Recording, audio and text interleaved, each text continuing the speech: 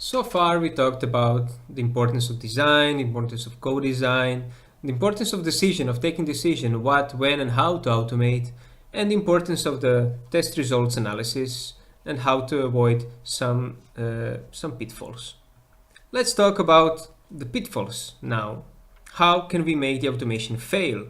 It's not something we would like to do, obviously, but this is something that happens in many projects for some or other reasons. The automation can be a quite powerful tool in a tester's toolbox, but it has many risks. It can be used wrongly, it can be like any other technique, like any other tool, it can be used for a different purpose and we can fail in that. Poor understanding of the testing and automation in testing quite often leads to very bad management ideas that can lead the project to a, not so good status and drain most of the project resources. And if we add to the bad management decisions, bad testing or coding decisions, this can be a complete disaster. Like I mentioned before, an example of a company that just totally forgot about the automation and has the idea that automation is something bad, something that should not happen at all, just because they had bad implementation, they had bad management decisions about the automation, they had bad implementation, bad design. The best that can happen with these projects is that they deliver little to no value and that they die quickly. At worst, it can bring down the entire project. So one of the common pitfalls, nowadays especially, is let's just automate everything.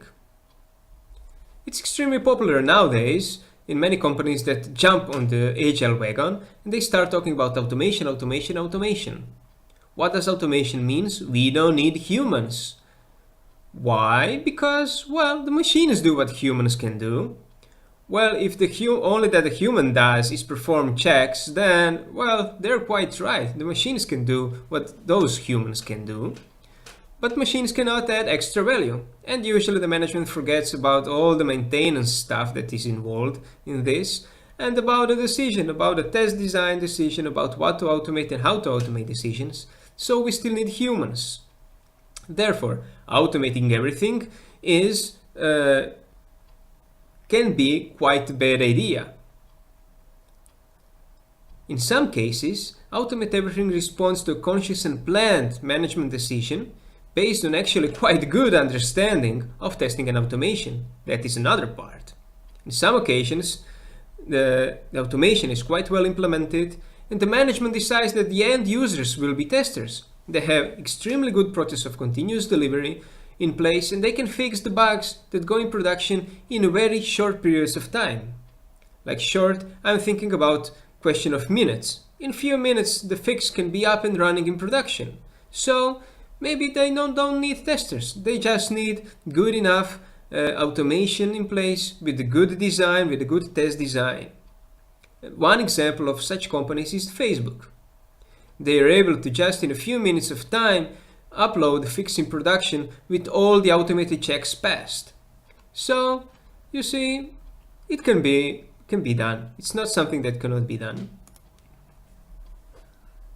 And what we derive from the automate everything is that, maybe we don't need humans at all. Therefore, it must be cheap. Every pointy-haired manager, when he hears you can automate and you can forget about the testers and you don't have to pay them, then he gets the dollar symbol in his eyes and he thinks, wow, it's going to be cheap. We're going to get rich. Well, unfortunately for this manager, things don't go that way at all.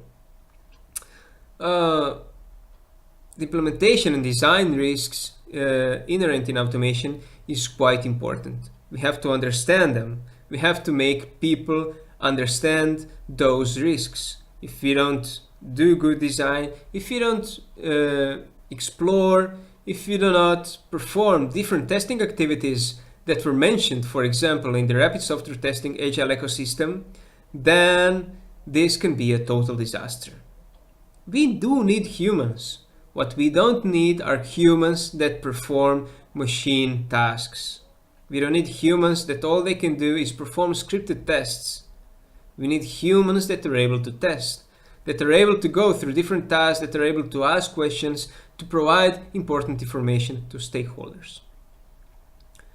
So this is the last of the introductory courses, and after this course you will start with the more advanced courses, with the more advanced Amaris courses, particularly the one about the exploration.